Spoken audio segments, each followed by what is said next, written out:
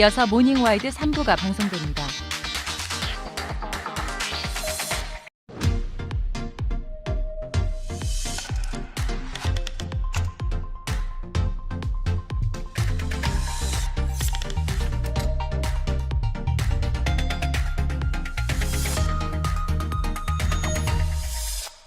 다운이 실내 건조 냄새가 걱정되면 세제까지 다운 실내 건조 콤보 2배 탈취 성분으로 냄새 얼룩 제거는 물론 흡착 방지까지.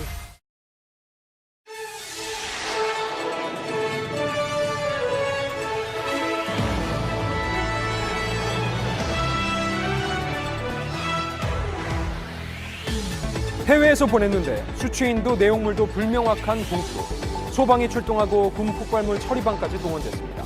2,000건이 넘는 신고가 있었지만 위험 사례는 확인되지 않았는데요. 대체 누가 어떻게 내 주소를 알아낸 건지 두려움이 남죠. 전 국민을 공포에 빠지게 했던 대만발 노란 소포, 날에서 취재했습니다. 경북의 한 저수지에 거대한 구조물이 하나 있습니다. 비행저수처럼 생겼다고도 하고 경기장 같다고도 하는데요.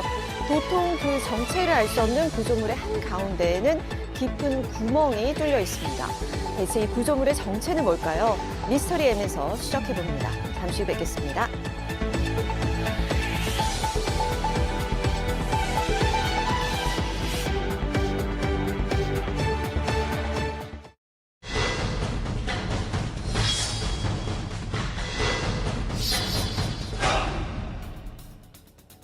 지난 20일 한 장애인 복지시설에 정체불명의 국제 우편물이 배송됐습니다. 이를 열어본 직원들은 이상 증세를 호소하며 병원으로 이송이 됐는데요. 이런 소식이 알려지자 유사한 우편물이 있다는 신고가 전국에 빗발쳤습니다. 정부에선 수상한 우편물을 신고하라며 긴급 재난 문자까지 발송했는데요. 전국으로 퍼진 국제 우편물 공포, 그 실체는 무엇인지 날에서 취재했습니다. 얼마 전 정체불명의 해외 우편물을 받았다는 제보자. 그런데 이 수상한 소포가 배송된 건 이 집뿐만이 아니었습니다. 동네에 새 집이 왔는데 포장도 똑같은데 거기는 이제 뜯어본 거예요. 내용물이 뭐냐니까 이쑤시개. 이쑤시개? 이쑤시개요? 이쑤시개도 있고 뭣도 있고 뭐 그런 게 많이 오는가 보구나. 그래서 자, 시키지도 않은 물건이 집으로 배송이 된 건데요. 소포 안에는 작은 립밤 하나가 밀봉이 된 채 들어 있었다고 합니다. 그렇다면 대체 이 소포는 어디서 온 걸까요? 주소는 맞아요. 감목룡이라고 보낸 사람이 이름이 감목룡이더라고. 이게 이제 중국에서 대만을 거쳐서 우리나라 온 거 같다. 그래서 이제 그걸 또 조사 중이라고 하더라고. 자, 의아했던 건 배송된 주소는 맞지만 받는 사람의 이름이 전혀 달랐던 점인데요.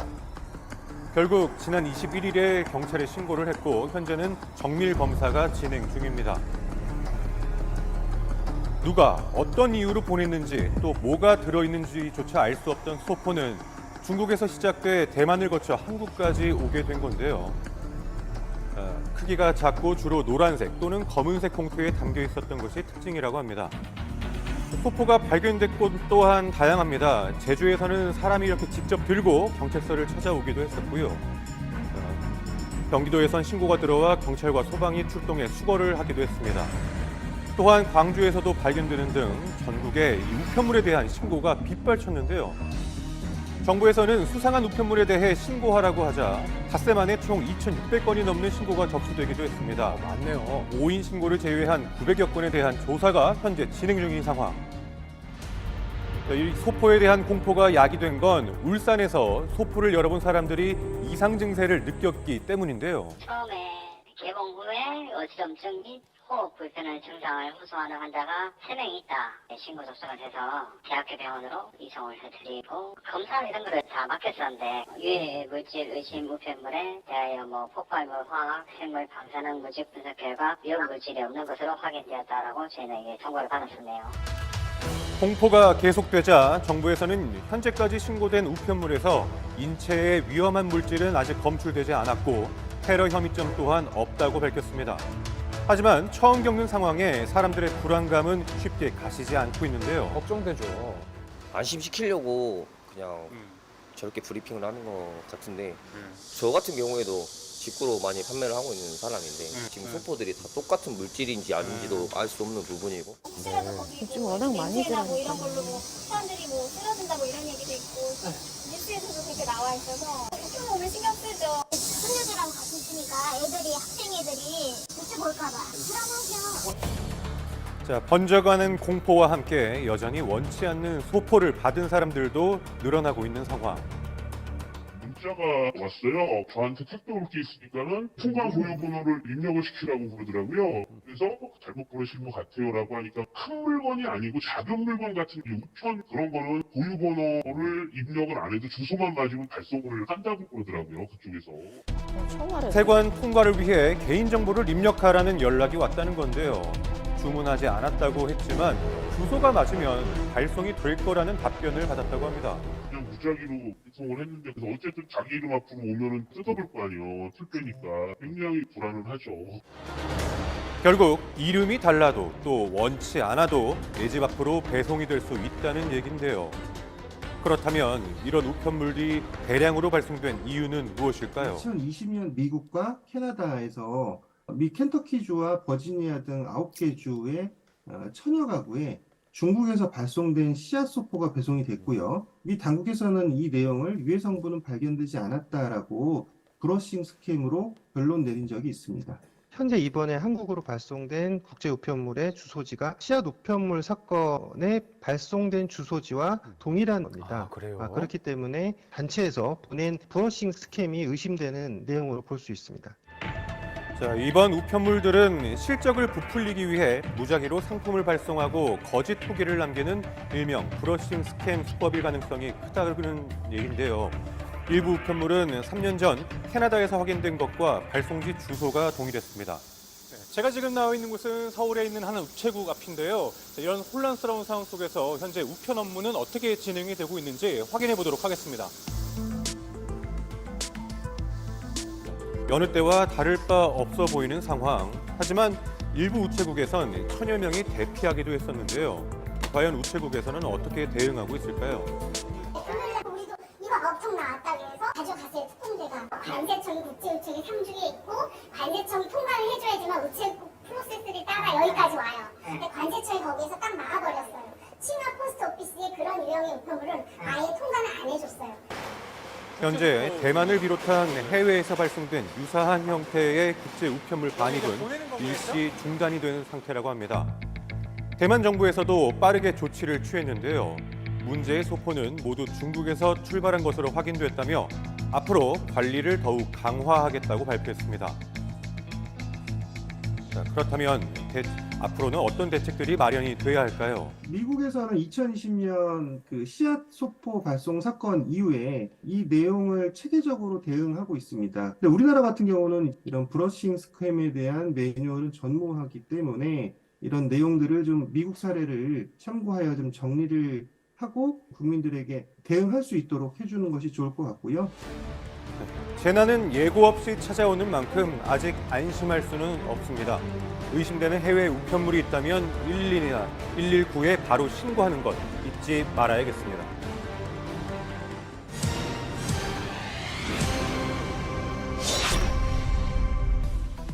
오늘 첫 번째 CCTV 영상 보시죠. 이곳은 한 백화점의 지하 주차장인데요. 주차 공간에 웬 가방 하나가 떡하니 놓여 있습니다. 이건 대체 무슨 일일까요?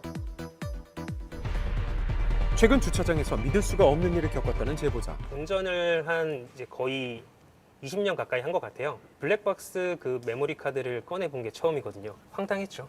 진짜 정말 어이가 없었습니다. 주말을 맞아 백화점을 방문했던 제보자. 주차할 곳을 찾기 위해 30분 동안 돌고 돈 끝에 드디어 빈자리 하나를 발견했습니다. 그런데 빈자리 한가운데 뭔가 놓여있죠? 다름 아닌 가방인데요. 다가오는 게 보여서 아 이건 저분이 놓은 거구나. 그리고 지인을 기다리고 있는 거구나.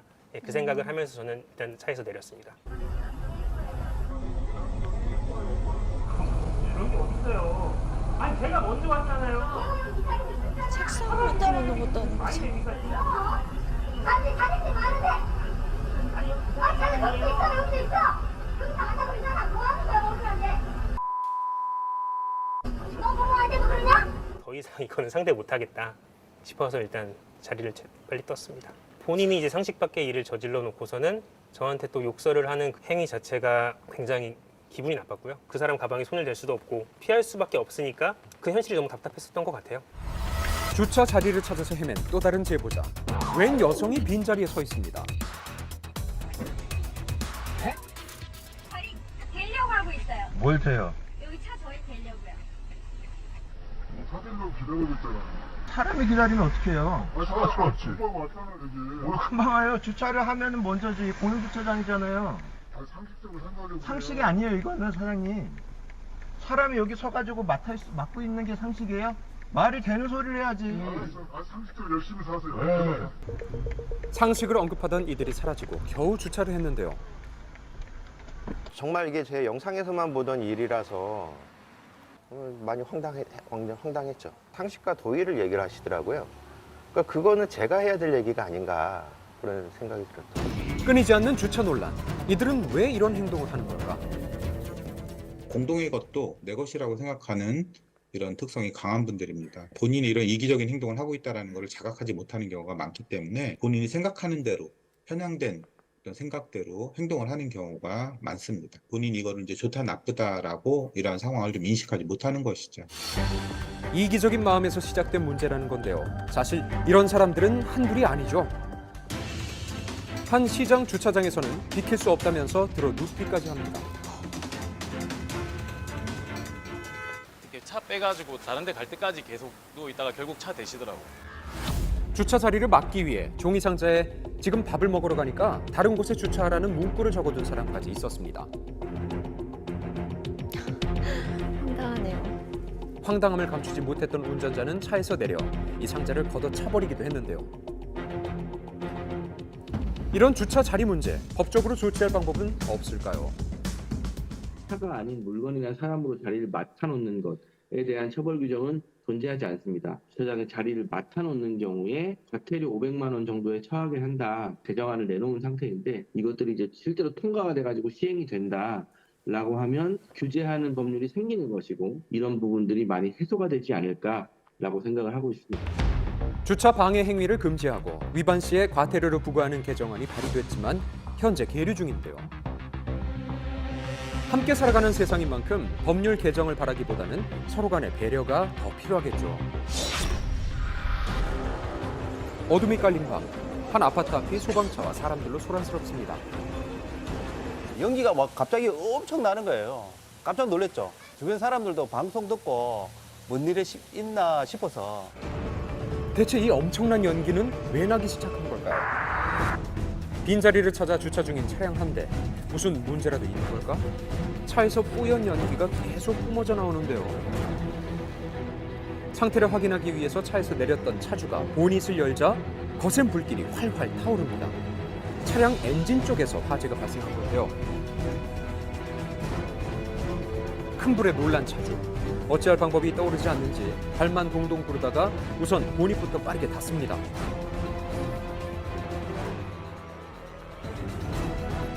그때 이제 우리 주민들이 거의 다 귀가하는 시간이었고 만차였습니다. 불이 옮겨 붙는다라면은 이거는 정말 큰 대형 사고로 간다라는 그런 직감이 들더라고요. 그때 차를 향해서 다가오는 사람들. 손에는 모두 소화기가 들려 있었는데요. 망설임 없이 차를 향해서 소화기를 분사합니다. 하지만 이 불길은 좀처럼 사그라들 기미가 보이지 않았습니다. 너도 나도 소화기를 들고 나타나는 사람들.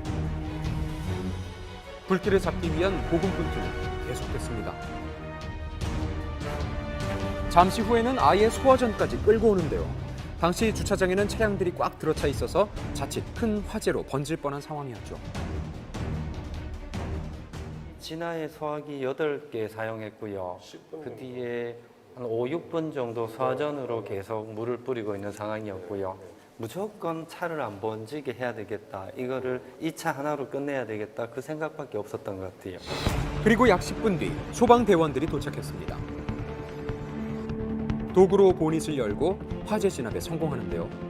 빠른 초동 조치가 있었기 때문에 화재 진압이 순조로웠다고요. 저희가 도착했을 때 어느 정도 불길이 잡혀져 있는 상태였고 대기 조치와 안전 조치만 해서 기소한 상황입니다. 지하 주차장 화재는 큰 상처를 남기곤 하죠. 천안의 한 지하 주차장에서는 화재로 차량 677대가 타거나 그을렸고, 또 부산의 한 오피스텔에서는 화재로 인해 차량 넉 대가 전소되고 21명이 부상을 입기도 했습니다. 큰 피해를 남기는 지하 주차장 화재. 만약 불이 난다면 어떻게 대응해야 하죠? 지하 주차장의 경우에 약 한 20m 간격으로 소화기가 비치되어 있다, 이렇게 보시면 될 것 같고요. 또 옥내 소화전의 경우에는 한 25m 이상 되는 그 사이 간격대로 설치가 되어 있다, 이렇게 보시면 되겠습니다. 평소에 소화전과 소화기의 위치를 미리 알아두는 것, 화재 예방에 큰 도움이 됩니다. 거센 불길에 맞서 더 큰 피해를 막은 그 용기와 노력에 박수를 보냅니다. 거침없이 쏟아지는 장맛비는 운전자들을 극한의 공포로 몰아넣곤 합니다.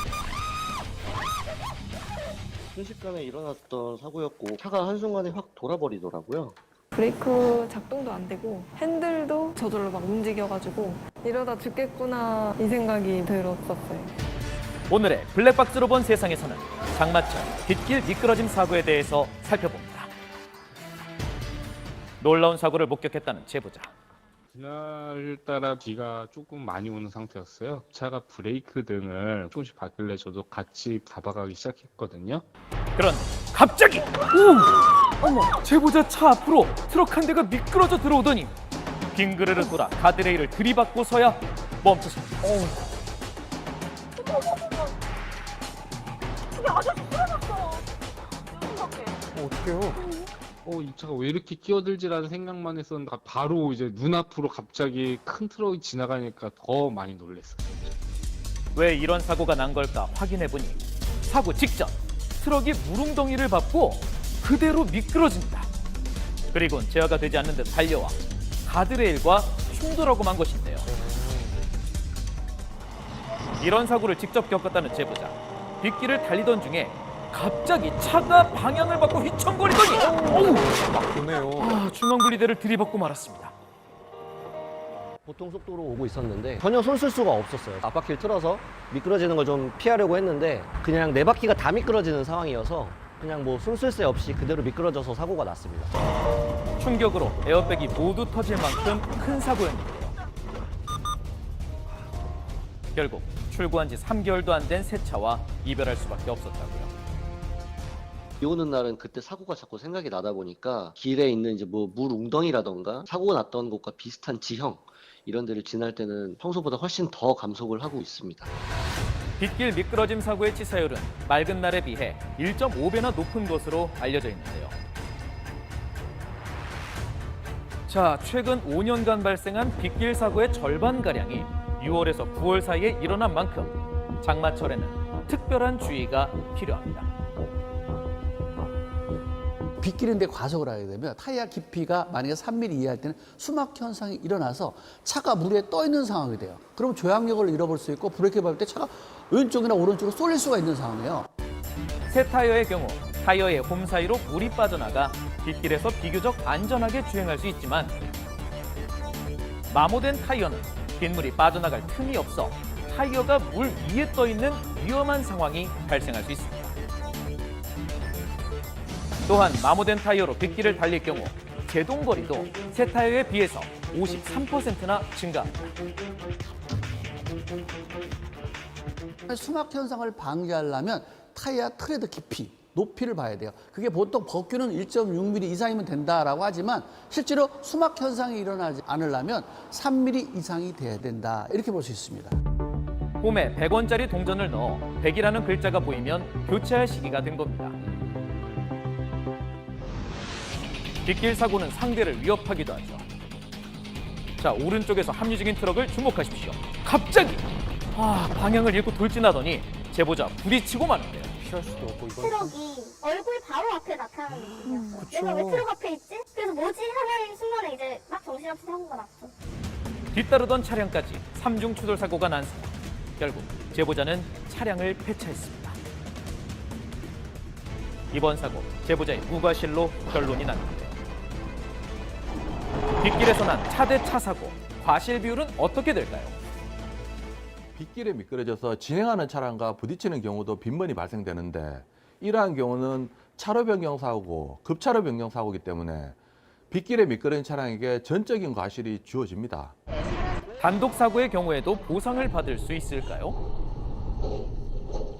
기본적으로 빗길 미끄러짐 사고의 경우는 운전자 과실이기 때문에 보상받기는 힘듭니다. 대부분 운전자가 전적인 책임 져야 되고 차량이 자차보험 가입되어 있다면 자차보험 처리하는 수밖에 없다는 점 유의하시길 바랍니다. 천천히 가셔야 돼요. 빗길을 달릴 때 20% 감속은 선택이 아니라 필수라는 사실 절대 잊지 마십시오.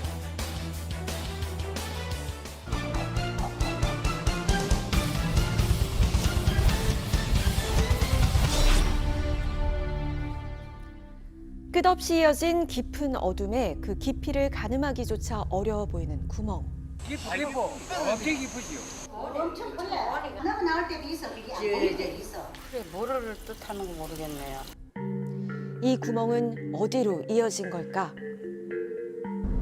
이 미스터리한 구멍을 발견된 곳은 경북 고령군의 덕곡 저수지. 동그리한 경기장 같이 그렇게 생겨서 가보면 비행기 접시처럼 생겼어. 요래 생겼다 생각해요. 기둥이 요래 돼 있잖아. 둥근 기둥에다 요래 딱 돼 있거든. 접시처럼 원래 둥그리하게 돼 있다니까. 정체를 알 수 없는 구멍에 대해 묻자 하나같이 저수지 위 둥근 모양을 한 시설물을 얘기하는데요. 주민들의 말처럼 저수지 위에는 거대한 원반 형태의 구조물이 있습니다. 원형 구조물과 끝이 보이지 않는 깊은 구멍. 대체 어떤 관계가 있는 걸까? 하늘 위에서 살펴보니 원형 구조물의 가운데가 움푹 들어가 있습니다. 이게 바로 그 깊은 어둠의 실체인 것이 확실해 보이는데요. 그렇다면 접시를 띄워둔 것 같은 독특한 생김새, 그리고 거대한 크기로 사람들의 시선을 사로잡은 이것의 정체는 무엇일까요?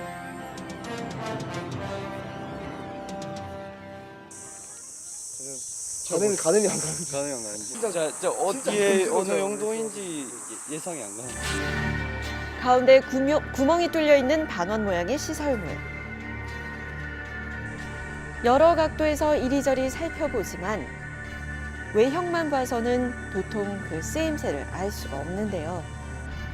대체 어떤 용도로 사용하기 위해 만든 시설물일까?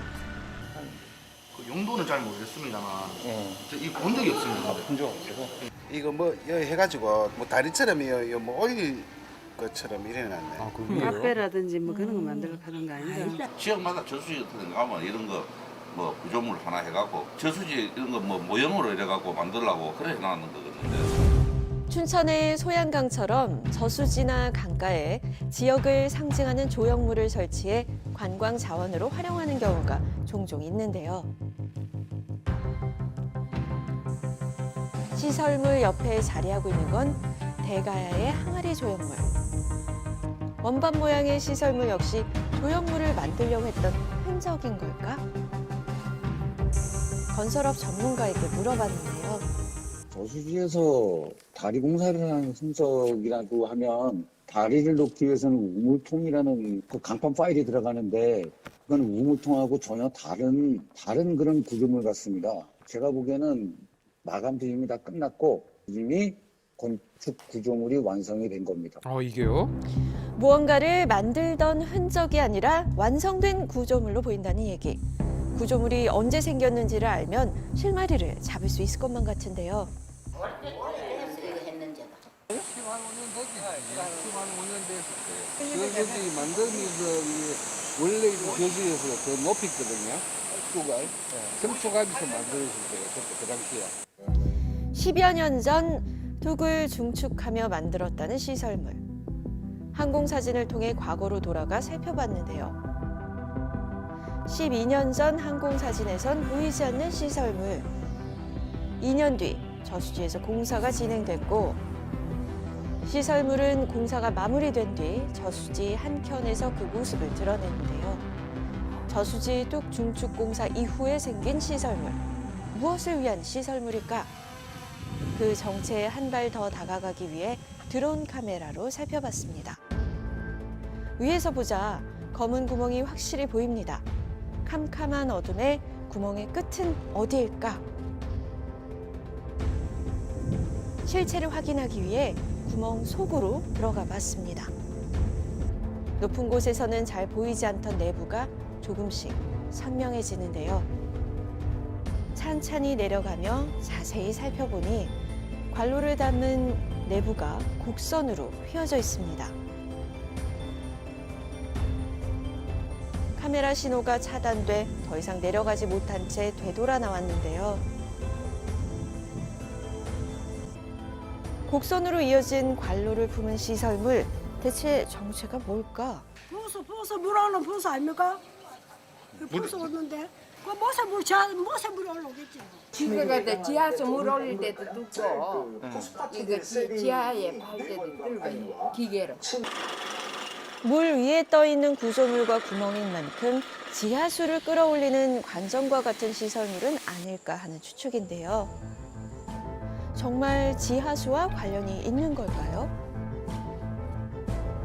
지하수를 끄집어 올리려면은 그 빠져나가는 물이 어딘가 또 고여야 고여진 그 자리에서 펌프를 설치해서 끌어올릴 수는 있겠죠. 끌어올리는 거는 따로 펌프를 설치해야 되죠. 지금 그 시설 자체에서는 지하수 시설을 할 수가 없어요. 취재 중 듣게 된 뜻밖의 이야기. 네? 이게요? 비슷한 시설물이 인근에도 있답니다. 사실을 확인하기 위해 달려간 곳은 차로 1시간 거리에 있는 가북저수지. 그것은 여기에도 있습니다. 멀리서 언뜻 봐도 덕곡 저수지에서 있던 시설물과 꽤 닮았는데요. 앞서 보았던 것보다 그 규모는 조금 작지만 원반 모양의 구조물에 날개 같은 것이 달려 있고요. 움푹 들어간 가운데로는 깊은 구멍이 뚫려 있다는 점이 정말 닮았는데요. 검은 구멍의 구조도 비슷할까 그 안을 찬찬히 들여다보니 관로로 닮은 내부가 곡선으로 휘어져 있습니다. 규모만 다를 뿐 두 시설물은 쌍둥이처럼 닮았는데요. 저수지 한켠에 자리하고 있다는 것까지 똑같은 두 시설물. 대체 정체가 뭘까요? 궁금증을 풀기 위해 저수지를 관리하는 관계자를 만나봤습니다. 너비가 지금 제일 정폭만 이걸 모닝글로리형 물럼이라고도 하고 나팔관형 물럼이라고도 합니다. 이 시설물의 정체가 다름 아닌 모닝글로리. 저수지 수위가 만수위가 되면은 자연적으로 우리 흐름이 생겨서 방류가 됩니다. 이게 좁은 면적에서 많은 물이 배제가 될 수가 있습니다. 비가 내려 저수지의 수위가 일정 높이 이상이 되면 모닝글로리 안으로 물이 흘러 들어가게 되고 그 물은 연결된 수로를 통해 강 하류로 빠져나와 저수지나 댐에 물이 넘치는 것을 방지하고요. 농업용수를 공급하는 시설입니다. 모닝글로리형 여수로는 해외에서도 저수지나 댐의 수위를 조절하기 위해서 사용하는 방식으로 그 규모가 다를 뿐 원리 자체는 똑같다고 합니다. 그렇다면 이걸 왜 저수지에 설치한 걸까요?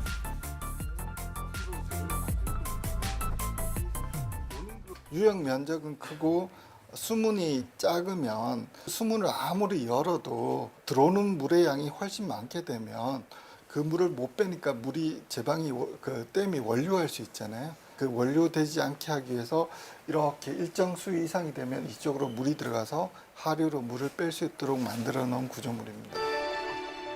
영천시와 주변 지역에 용수를 공급할 정도로 큰 규모를 자랑하는 영천댐도 모닝글로리형 여수로를 사용하고 있습니다. 수위를 조절하는 방법은 많을 텐데 모닝글로리를 사용하는 이유는 뭘까요? 모닝글로리가 또 장점은 뭐냐면 관리자가 상주를 해야 되지만 이 모닝글로리형은 일정 수위 이상이 되면 자동으로 물이 내려가기 때문에 관리자의 오퍼레이션에 대한 그 부담이 좀 줄어드는 거죠. 우리나라에는 총 8곳의 저수지에 모닝글로리형 여수로가 설치돼 있습니다. 마을 주민들은 저수지 모닝글로리에 대해 어떻게 생각하고 있을까? 비가 많이 온다든지 했을 때 모닝글로리로 다 물넘이로 다 넘습니다. 그렇기 때문에 피해는 없습니다. 하류에. 앞으로도 이제 뭐 주민들이 홍수 피해가 없도록 하는 게 제 바람입니다. 모닝글로리가 생긴 뒤로는 수해로 인한 큰 피해는 입지 않았다고 하는데요. 농업용수와 식수를 제공하고 수해로부터 마을 지킴이 역할을 톡톡히 하고 있는 모닝글로리. 앞으로도 그 역할을 잘 해내길 바라면서 미스터리 M이었습니다.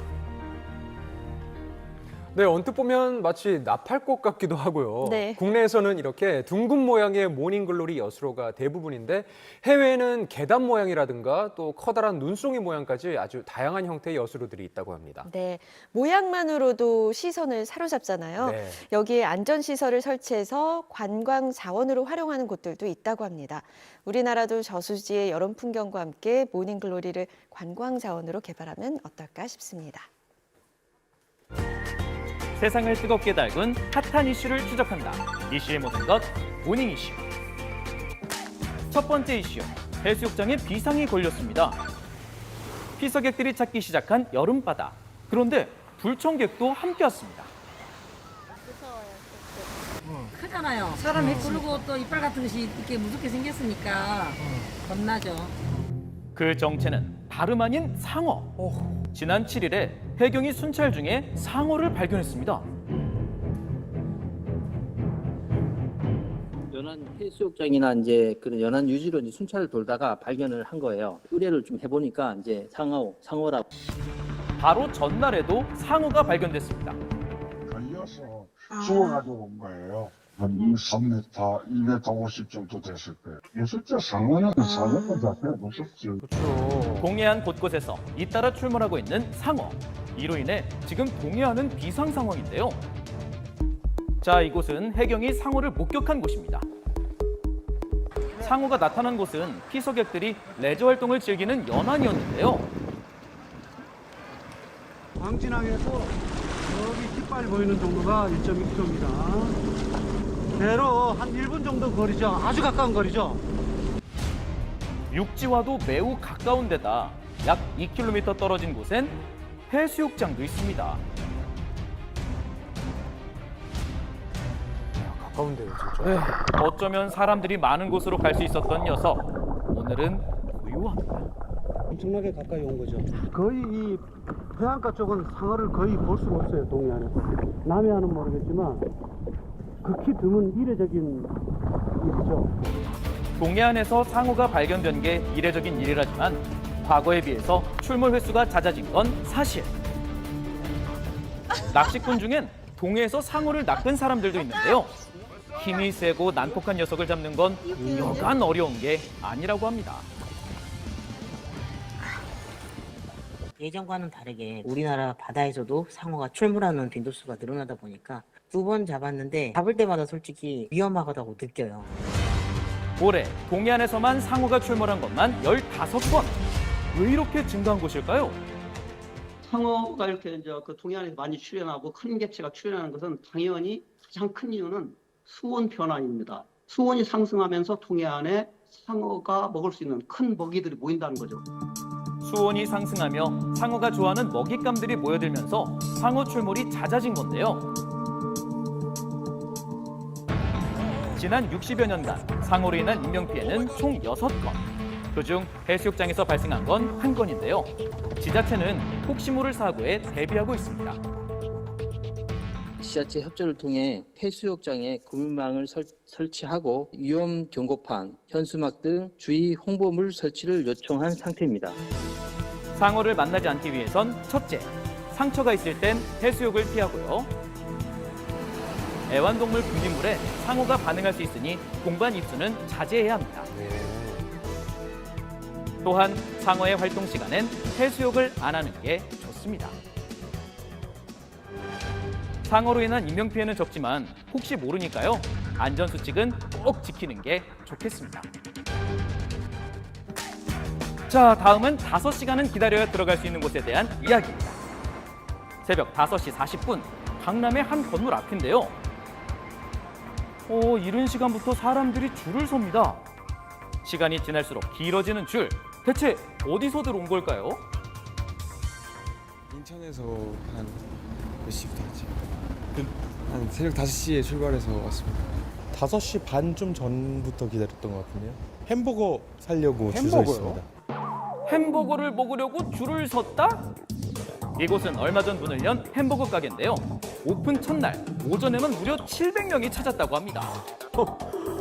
야, 지금 딱 6시. 새벽부터. 네. 저도 한번 줄을 서서 몇 번의 대기를 받는지 확인해 보겠습니다. 앞번호 아니겠어요? 6시 땡 하자마자 현장 예약 시스템이 열리는데요. 드디어 최 PD 차례. 설레는 마음으로 예약을 합니다. 오, 27번. 그래도 많네요. 오픈 시간은 11시. 드디어 입장하기 시작합니다. 11시 오픈인데. 27번 맞습니다. 네. 감사합니다. 11시 5분에 들어왔습니다. 한 5시간 기다렸습니다. 5시간 만에 드디어 입성. 자, 제 PD도 얼른 주문을 해보는데요. 28번이세요? 네. 감사합니다. 오랜 기다림 끝에 얻은 수제버거. 보기엔 일반 햄버거랑 비슷한데 토핑을 무제한으로 넣을 수 있어 원하는 대로 고를 수 있답니다. 과연 그 맛은 어떨까?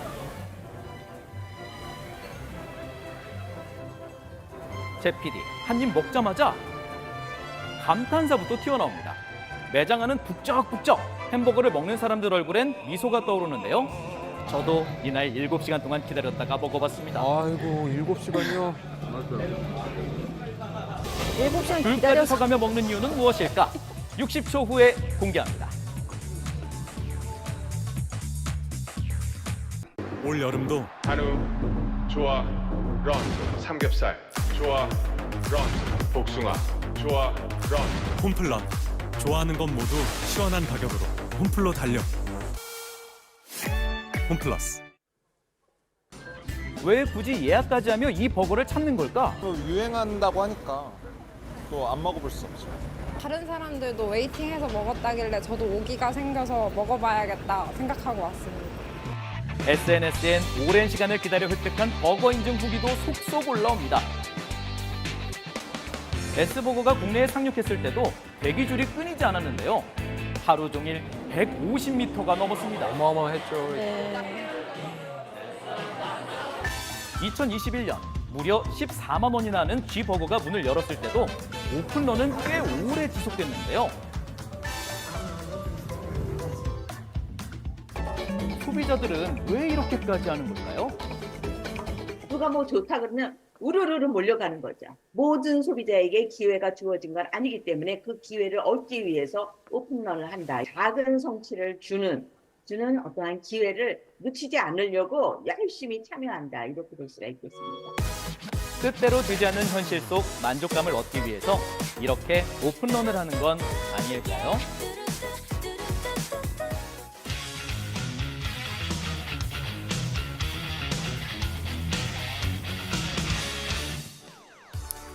연예뉴스 강경윤 기자와 함께합니다. 뉴진스가 지난 금요일에 컴백했는데 벌써 새로운 기록들을 만들어내고 있죠. 네, 그렇습니다. 데뷔한 지 이제 막 1년이 된 뉴진스를 세계 음악 시장도 주목하고 있습니다. 자세한 소식 화면으로 만나보시죠. 안녕하세요, 뉴진스입니다. 미니 2집 겟업으로 컴백한 뉴진스가 괴물 신인다운 저력을 또다시 보여주고 있습니다. 뉴진스는 이번 미니 앨범에서도 역시 3개의 타이틀곡을 내세우고 있는데요. With You, ETA랑 슈퍼샤이가 그 타이틀곡들이에요. 세 곡 다 되게 색깔이 다르고 그 멤버들이 보여주는 그런 매력들도 달라서 되게 다양한 면들을 보여줄 수 있을 것 같아서 기대됩니다. 네. 쿨 위드 뮤직비디오에 세계적인 무비스타 양조위와 모델 출신 배우 정호연이 출연해 화제를 모았습니다. 이 백발의 양조위는 10여 초의 짧은 등장이었지만 정말 강렬한 인상을 남겼습니다. 그렇네요.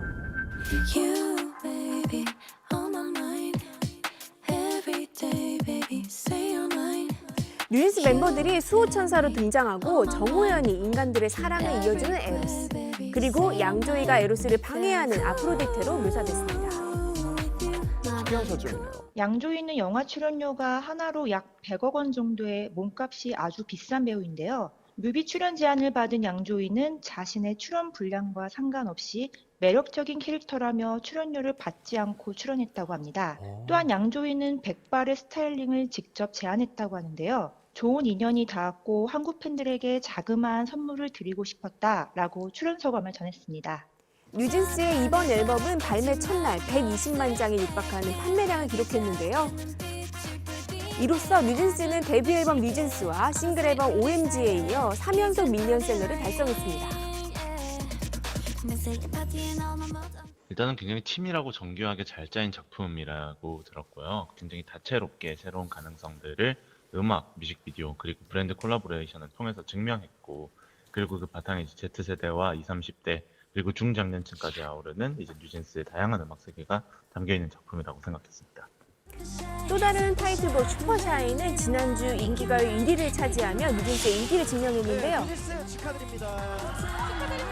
음악적으로도 그렇고 매번 새로운 도전을 하고 있다는 걸 저희도 하면서 느끼거든요. 새로운 걸 항상 시도하려고 하고 그게 그래서 근데 더 재밌는 것 같아요. 앨범 수록곡 모두 미국, 영국 등 해외 차트 상위권에 포진하며 고르게 사랑받고 있는데요. 팝스타 찰리 푸스와 더 위켄드, 코미디언 지미 펠런도 팬심을 드러냈습니다. 뉴진스는 글로벌 인기에 힘입어 다음 달 미국 시카고에서 열리는 롤라팔루자 음악 페스티벌과 일본 도쿄에서 열리는 서머소닉에도 초대됐습니다. 뉴진스의 음악 같은 경우는 사실 세대나 어떤 인종이나 국경을 가리지 않고 두루 통용될 수 있는 힘을 가지고 있기 때문에 지금처럼 꾸준히 활동을 한다면 이제 해외 글로벌 시장에서도 반응을 얻을 수 있을 것이라 전망합니다. 이제 막 데뷔 1주년을 맞은 뉴진스가 앞으로 K-팝 역사에 어떤 유의미한 성과를 이뤄낼지 음악 팬들의 관심이 쏠리고 있습니다.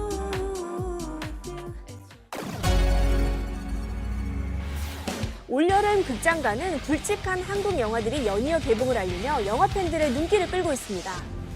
먼저 배우 정우성 씨의 장편 영화 감독 데뷔작 보호자인데요. 정우성 씨는 감독뿐만 아니라 직접 출연에 열연을 펼쳤습니다. 사실 실감이 안 나네요. 막상 현장에 이렇게 여러분을 대면하니까 떨리기도 하고 마음이 교차합니다. 보호자는 10년 만에 출소한 뒤 몰랐던 딸의 존재를 알고 평범하게 살기를 원하는 수혁과 이미 그때 열심히 했어요. 모든 걸 정리하겠다고. 그를 노리는 자들 사이에 이야기를 그린 액션 영화입니다. 평범하게? 보호자는 유수의 해외 영화제에 초청되면서 일찌감치 주목을 받았을 뿐만 아니라 150개국에서 선판매되는 등 벌써부터 뜨거운 관심을 얻고 있습니다. 이병헌, 박서준, 박보영 등 톱스타들이 대거 출연해 개봉 전부터 관심을 끌고 있는 영화 콘크리트 유토피아인데요. 우리 주민들, 내 가족들은 절대로 지키자. 대지진으로 폐허가 되어버린 서울. 유일하게 남은 황궁 아파트로 생존자들이 모여들며 시작되는 이야기를 그린 재난 드라마입니다. 와, 이렇게까지 해야 되나? 그러니까 왜냐하면 그런 거를 짓기 위해서 얼마나 많은 시간과 고생들을 했겠어요. 이병헌 씨가 놀란 진짜 아파트 같은 세트는 물론 실감나는 배우들의 분장, 150여 명에 달하는 보조 출연자들까지 합쳐져 극의 몰입도를 극대화할 예정입니다. 배우 하정우, 주지훈 씨가 케미가 특히 기대되는 영화죠. 한번 도와주세요, 한수영. 내가? 비공식 작전인데요. 실종된 동료를 구하기 위해 레바논으로 떠난 외교관과 현지 택시기사의 이야기를 그린 버디 액션 영화입니다. 1987년에 레바논을 구현하기 위해 무려 5개월간 모로코 로케이션으로 촬영이 진행됐는데요. 머무는 동안 직접 음식까지 해먹었다고 합니다. 오징어 젓갈을 담궜고요. 각종 이제 피클을 담궜었고 주지훈 배우는 일단 장조림이 주특기라 거기는 소고기가 다 장조림용인 것 같더라고요. 1톤 정도를 한 것 같아요. 정말 요리왕이 되어서 돌아왔을 것 같죠? 비슷한 시기에 개봉하는 한국 영화들이 흥행에서도 윈윈할 수 있을지 기대가 모아집니다.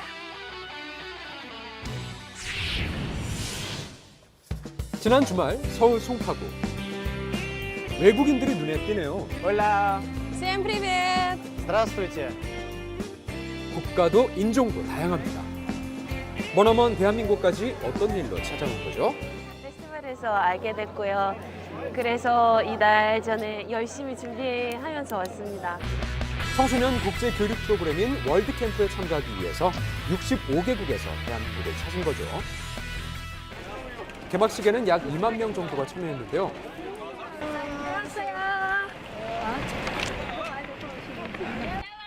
한국 방문에 무척이나 들뜬 것 같죠. 남는 건 역시 사진, 소중한 추억도 하나둘 남기면서 드디어 도착한 곳은요. 해운대 가자. 바다가 눈앞에 펼쳐지는 해운대. 푸른 바다와 새하얀 백사장 위에서 흥겨운 댄스 타임이 펼쳐집니다. Це нагадує мені мій дім, мою родину, мою батьківщину. Я дуже радий. 이건 시작에 불과했는데요.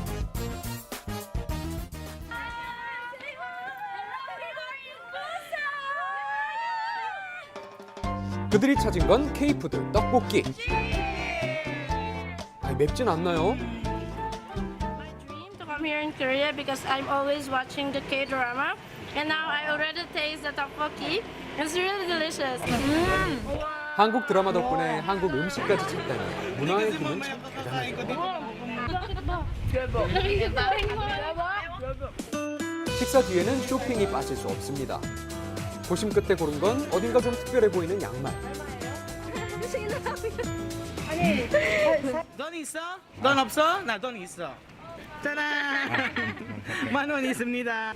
Get here in South Korea, I was able to communicate with other people and make friends. So I'm super happy that 2, 3, 김치! 그렇게 새로운 문화를 경험했던 일주일이 지나고 어느덧 마지막 날이 다가왔습니다. 시간은 왜 이리 빨리 갈까요? 아쉬운 마음을 안고 하나씩 또 둘씩 모여드는데요.